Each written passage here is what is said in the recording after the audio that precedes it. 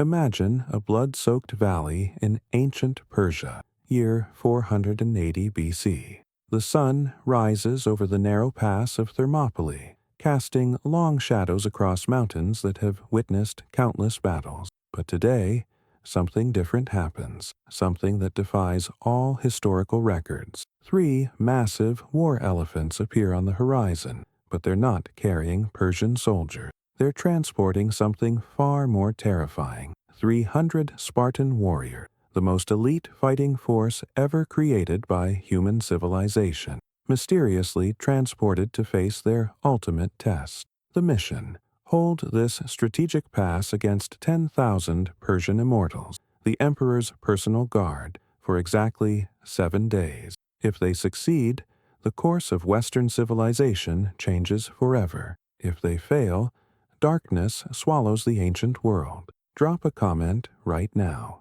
Do you think 300 of the world's most disciplined warriors could actually hold against 10,000 of Persia's finest? Because what I am about to reveal will shock you about the real power of strategy versus overwhelming numbers. The Arsenal of Sparta. These aren't ordinary soldiers. Each Spartan has trained since age 7 for one purpose: to be an unbreakable weapon of war. Let me show you what these 300 warriors bring to this impossible battle. Primary weapon: the Dory spear. 8 feet of ashwood, tipped with bronze, designed to punch through Persian armor like parchment. Each Spartan carries 2 spears. That's 600 spears total, each one a guaranteed kill in trained hands. Secondary weapon: the Xiphos sword. 2 feet of folded iron, short and brutal, designed for close-quarters combat when spears break. Curved slightly to slash arteries and tendons with surgical precision.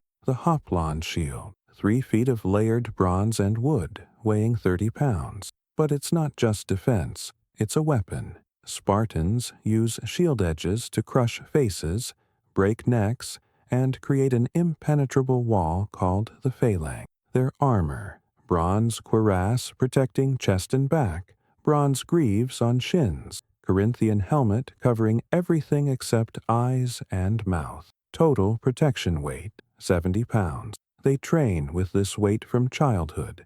It feels like a second skin.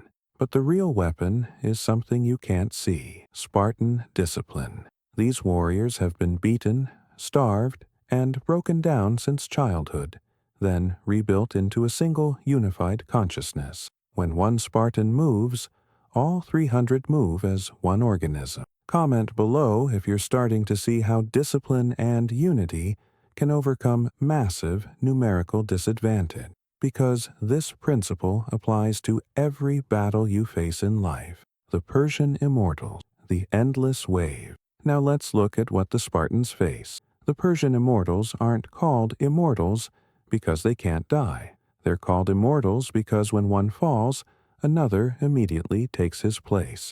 The unit always numbers exactly 10,000, giving the terrifying illusion of an army that never diminishes. Persian weapons: spears, longer but lighter than Spartan spears, designed for throwing rather than thrusting. Composite bows that can fire arrows 300 yards, farther than any Greek bow. Curved scimitars for slashing attacks. Wicker shields lighter than bronze but less protective. Persian armor: scale armor of layered metal, lighter than Spartan bronze, offering mobility but less protection. Cloth turbans instead of bronze helmets, protecting from sun but vulnerable to blades. Persian tactics: overwhelming numbers, wave after wave attacks, archery bombardment from distance, psychological warfare through drums and war cries, flanking maneuvers using superior numbers. The Persian advantage: they outnumber Spartans 33 to 1.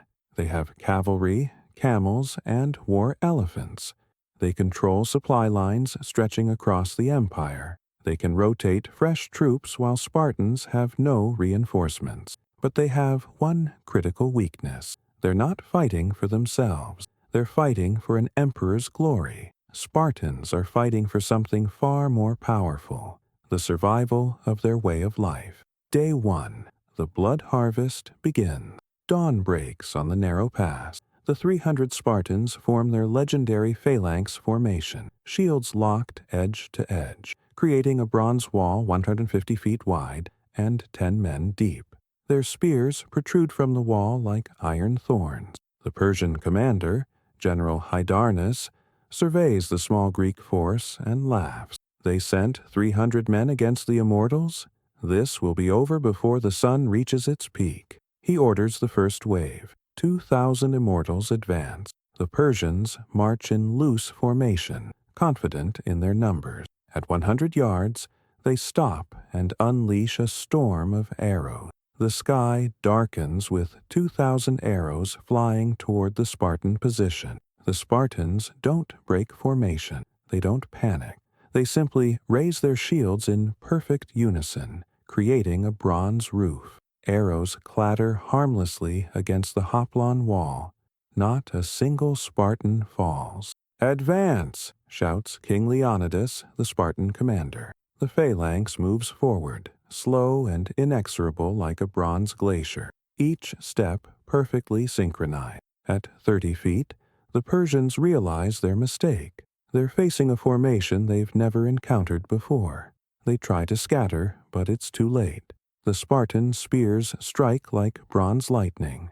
The first Persian line crumbles in seconds. Spartan spears punch through scale armor, through ribs, through lungs. Warriors who trained their entire lives for this exact moment execute with mechanical precision. Thrust, withdraw, step forward. Thrust, withdraw, step forward. The second Persian line crashes into the first, creating chaos. Spartans exploit the confusion. Their short Xiphos swords flash in the morning sun, finding gaps in armor, slashing throats, severing tendons. In 15 minutes, 800 Persian Immortals lie dead or dying in the pass. The remaining, as 200 break and flee in terror. They've never faced anything like this bronze wall of death. The ratio, 800 Persians dead, 0 Spartans killed. Comment if you're seeing how superior training and discipline can overcome massive numerical advantage.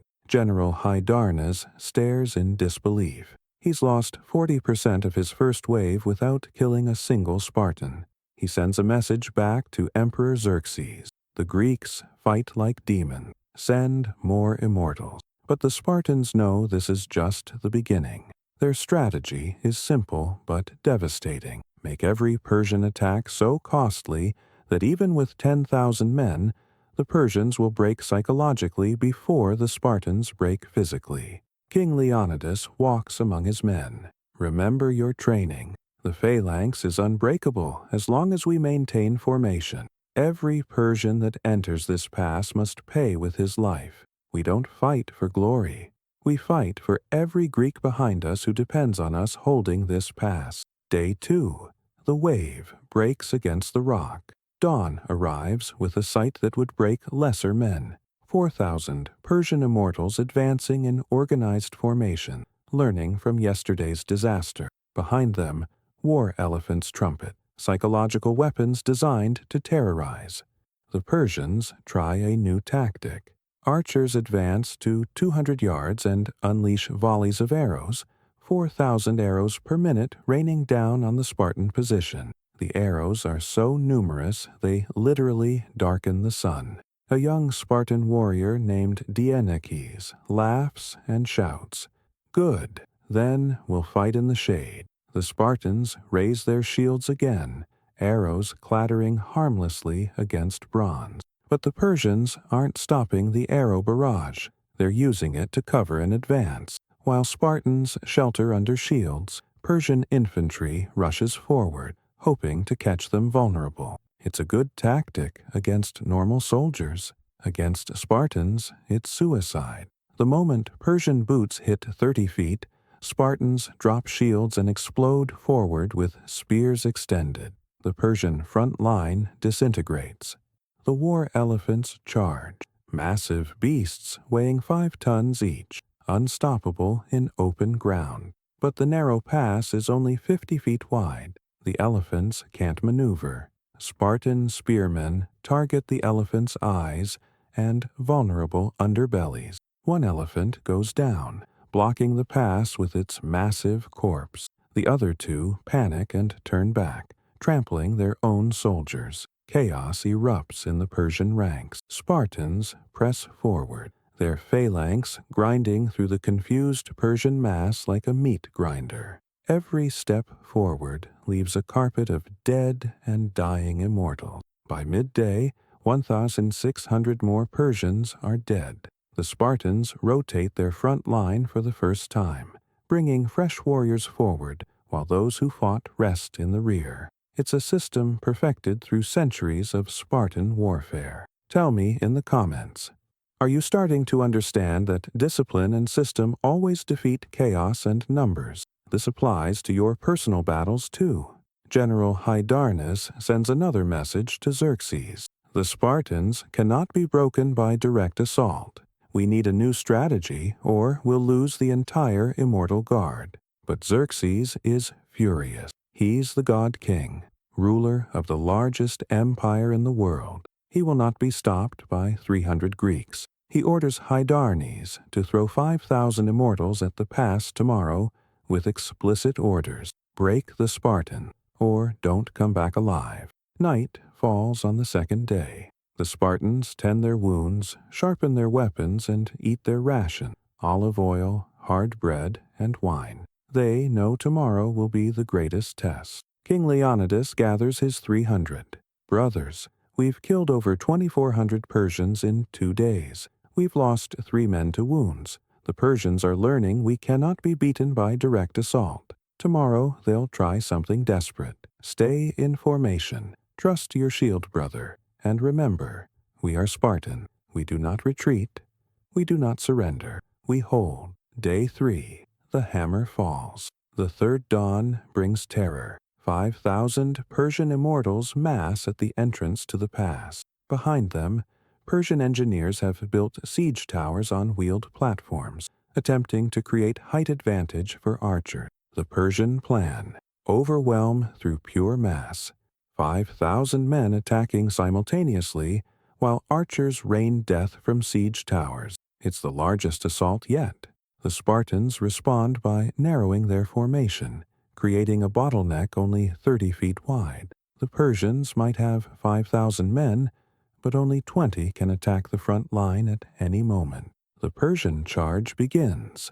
Drums thunder, war horns blast, 5,000 voices scream battle cries. The ground literally shakes with the footfalls of the massive army. The Spartans stand silent behind their bronze wall.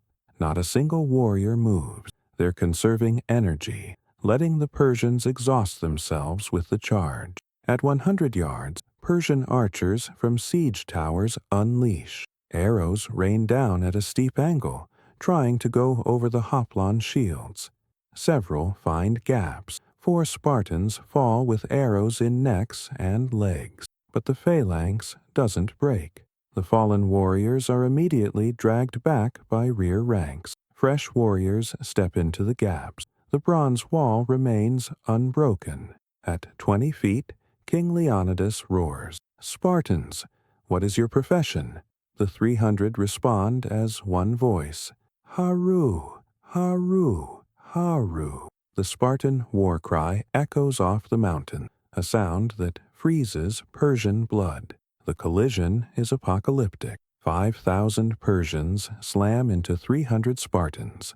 For the first time, the Spartan line bends slightly under the sheer weight of numbers. But it doesn't break. Spartan spears work like pistons, thrusting through the Persian mass. Each thrust kills or cripples. Spartans don't waste movement. Every action has purpose. Thrust, kill, withdraw, reset. Thrust, kill, withdraw, reset. The Persians in front try to retreat from the bronze death, but 4,000 men behind push them forward. They're crushed between the Spartan spears and their own army. Bodies pile up, creating a wall of dead that the Persians must climb to reach the Spartans. After 2 hours of continuous battle, the Persian attack collapses. They've lost 2,800 men. The Spartans have lost 12 warriors to exhaustion and wounds. The pass is now literally carpeted with Persian dead. General Hydarnes stares at the carnage in horror. In 3 days, he's lost 700 of his 10,000 immortals. The survivors are demoralized, terrified of the bronze demons who refuse to die. Comment below. Do you believe mindset and preparation can overcome overwhelming odds? Because this is the lesson of Thermopylae that applies to every impossible challenge you face. Day 4. The Treachery. Xerxes himself arrives to view the battlefield. When he sees the piles of Persian dead and the 300 Spartans still standing behind their unbroken shield wall, he goes silent. His advisors speak quietly. God King, we cannot break them through direct assault. We've lost 3/4 of the immortals. The army questions whether the gods favor this campaign. Xerxes knows he cannot retreat. To retreat from 300 Greeks would destroy his divine reputation forever. He needs another solution. A Greek trader named Ephialtes approaches the Persian camp. He offers to show them a secret mountain path that leads behind the Spartan position. For gold, he will betray his people. Xerxes takes the offer. He sends 2,000 fresh troops through the mountain pass during the night, planning to attack the Spartans from behind at dawn, while the remaining immortals attack from the front. A Spartan scout discovers the Persian flanking force at midnight. He runs back to warn Leonidas. My king, the Persians have found the mountain path. By dawn, we'll be surrounded. The 300 Spartans face their moment of truth. They can retreat now, escape through the mountain, live to fight another day. Or they can stay, knowing they'll be surrounded and destroyed, but buying precious time for Greece to prepare its defenses. Leonidas doesn't hesitate.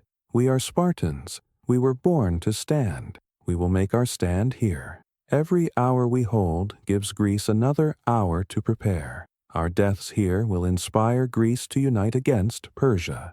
This is how Spartans achieve immortality. Some warriors volunteer to take a message back to Sparta. Leonidas selects 10 men to escape and tell the story of the 300. The other 290 stay willingly, knowing they face certain death. They spend their last night sharpening weapons, writing letters to families they'll never see again, and preparing their minds for the final stand. This is what Spartan training was always for, this exact moment. Day 5. Immortality. Dawn breaks on the 5th day, with Persians attacking from 2 directions. The flanking force of 2,000 attacks from behind, while 2,800 remaining immortals attack from the front.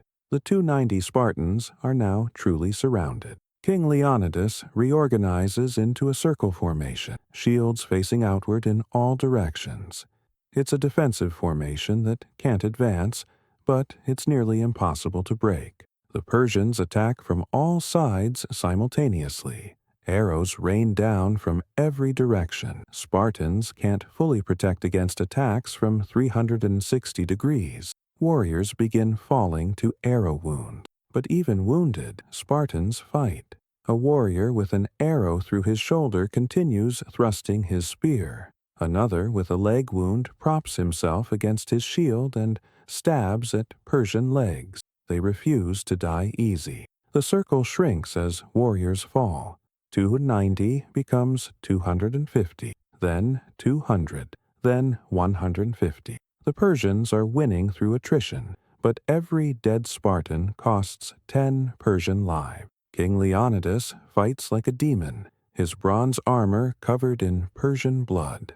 He's everywhere at once, reinforcing weak points, encouraging his men, killing Persians with mechanical efficiency. At midday, Leonidas falls to a spear thrust through a gap in his armor. The Spartans go berserk. They fight over his body, protecting their king even in death. 50 Spartans die defending Leonidas's corpse from Persian capture. Decision 3. The Phalanx Formation. By using their specialized formation in the narrow pass, Spartans nullify Persian numerical advantage. If they fought in open field battle, even Spartan discipline couldn't overcome 33-to-1 odds. Choosing the right battlefield multiplies your effectiveness infinitely. By afternoon, only 40 Spartans remain, formed into a tight knot, standing on a small hill of Persian and Spartan dead.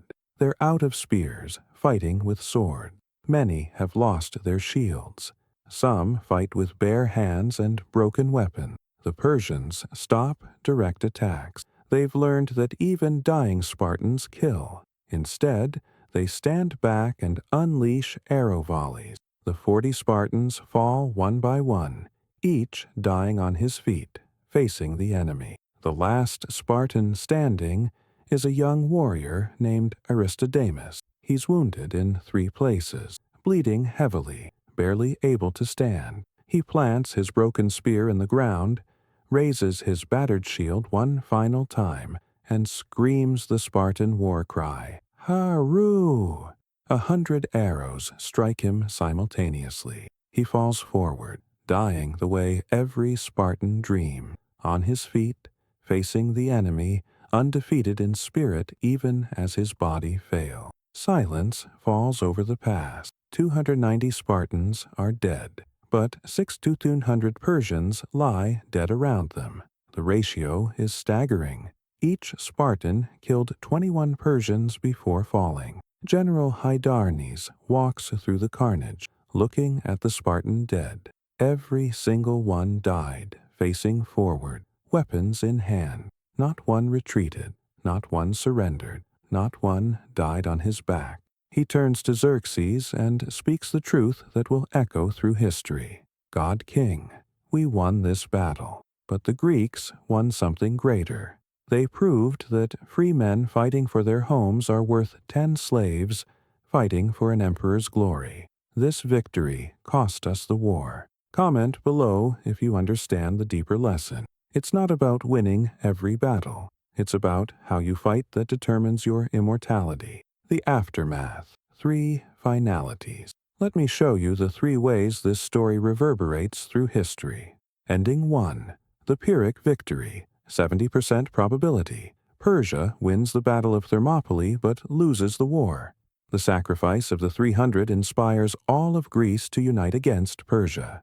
Athens and Sparta, ancient enemies, join forces. The Greek navy destroys the Persian fleet at Salamis. The Greek army crushes the Persian army at Plataea. Xerxes returns to Persia humiliated. The 300 Spartans become immortal legends. Their sacrifice the turning point of Western civilization. Ending 2. The Empire's doubt. 20% probability. The massive Persian casualties at Thermopylae cause revolt across the Persian Empire. Subject nations see that the mighty Immortals can be defeated. Rebellions break out in Egypt, Babylon, and Asia Minor. Xerxes must abandon the Greek campaign to suppress revolts at home. Persia never recovers its former power. The 300 Spartans inadvertently destroy an empire by proving it's vulnerable. Ending 3. The Forgotten Stand. 10% probability. Without the 10 Spartans who escaped to tell the story, nobody knows about the heroic stand. History records only that 300 Greeks died defending a pass, with no details of their incredible kill ratio or their discipline. The Persians conquer Greece. Western philosophy, democracy, and culture are crushed before they can spread. The world develops differently. The 300 died heroically but anonymously. 6 critical decisions that shaped destiny. Let me reveal the 6 choices that determined whether the 300 became legends or footnotes. Decision 1. Stand or retreat. When Leonidas learned about the flanking force, he could have retreated. If he retreated, all 300 survive, but Greece has no inspiring story to unite around. Sparta appears cowardly. Greece likely falls to Persia. By choosing to stand, Leonidas trades his life for Greek unity. Decision 2. Send messenger. By sending 10 warriors to escape and tell the story, Leonidas ensures their sacrifice becomes legendary. If all 300 die with no witnesses, their heroism dies with them. This decision transforms military defeat into spiritual victory. Decision 4. Fight to the death. If even one Spartan surrendered, the legend changes. The power of the story is that all 300 died rather than submit. That total commitment inspires others to similar sacrifice. Partial commitment creates partial legends. Decision 5. Protecting Leonidas's body. By fighting ferociously over their dead king's body, Spartans prove their values transcend personal survival. This act of loyalty cements their reputation as the most honorable warriors in history. If they abandoned his body, they're just mercenaries. By protecting it, they're brothers. Decision 6. The war cry. That final HAROOH from the last standing Spartan becomes the symbol of unbreakable spirit. It tells everyone watching, you can kill our bodies, but you can't break our will. That cry echoes through 2,500 years, inspiring every underdog who faces impossible odds. Tell me in the comments which decision you think was most crucial. Your answer reveals how you think about your own life battles. The 6 lessons for your impossible battles. Now, let me translate ancient warfare into modern life wisdom. The battle of 300 versus 10,000 isn't just military history. It's a template for facing any overwhelming challenge. Lesson 1. Superior training defeats superior numbers. The Spartans trained from childhood for one purpose: perfection in battle. When you face overwhelming odds in business, relationships, or personal challenges, superior skill beats superior resources every time. Are you training with Spartan intensity for your life's battle? Lesson 2. Unity multiplies individual power. The Phalanx worked because 300 individuals functioned as one organism. When you align your mind, body, and spirit toward one purpose, you become unstoppable. Divided focus means divided power. Unified focus means multiplied power. Lesson 3. Choose your battlefield strategically. Leonidas chose the narrow pass specifically because it nullified Persian advantages. What's the narrow pass in your life? Where can you compete on your terms rather than your opponent's terms? Never fight on terrain that favors your weaknesses. Lesson 4. Discipline under pressure determines victory. When arrows darkened the sky, Spartans didn't panic. When surrounded, they didn't break formation. When dying, they fought harder. Your ability to maintain discipline when everything goes wrong determines whether you win or lose. Lesson 5. Die on your feet or live on your knees. Every Spartan faced this choice and chose death with honor over life with shame. What are you willing to die for? If you're not willing to die for something, you're not truly living for anything. Find your Thermopylae and make your stand. Lesson 6. Immortality comes through sacrifice that inspires others. The 300 achieved immortality not by surviving, but by sacrificing so heroically that 2,500 years later, we're still telling their story. Your legacy isn't what you accumulate. It's what you sacrifice for something greater than yourself. The real enemy. Scarcity consciousness. Here's the deeper truth this battle reveals. The Persians had superior numbers, superior resources, superior everything except one thing. They had scarcity consciousness. Persian soldiers fought because they'd be punished if they didn't. They feared their emperor more than they desired victory. They fought from obligation, not inspiration. That's scarcity consciousness, acting from fear of loss rather than desire for gain. Spartans had abundance consciousness even while outnumbered. They believed their training, discipline, and purpose made them superior to any enemy regardless of numbers. They fought from inspiration, not desperation. That's abundance consciousness, acting from certainty of victory rather than fear of defeat.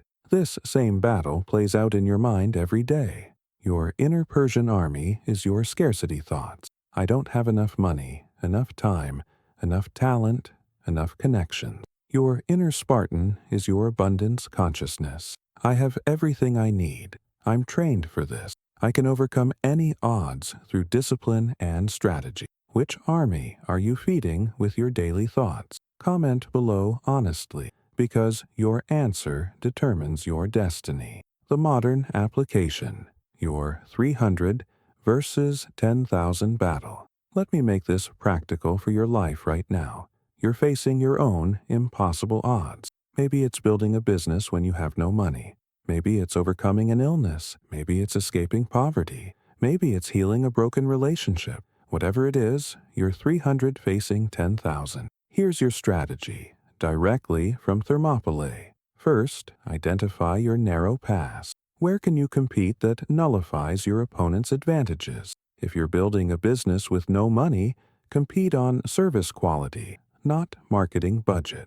If you're overcoming illness, compete on mindset and discipline, not medical resources. Find terrain that favors your strengths. Second, build your phalanx. What's your unbreakable core discipline? For Spartans, it was maintaining formation no matter what.